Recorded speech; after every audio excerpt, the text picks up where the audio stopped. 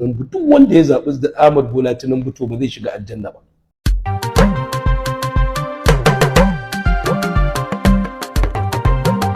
To ai ba za ka shiga, to ka goyi bayan a ci gaba da kashe mutane, a ci gaba da yi wa mata fyaɗe. Ba wani tsauri, duk mutumin da goyi bayan a ci gaba da yaɗa ɓarna to ba zai samu rahama ba. Zaɓi Ahmad Bola Tinubu da jam'iyyar APC yaɗa ɓarna ne da fasadi a ban ƙasa, don haka aljanna ta yi wa mutum nisa.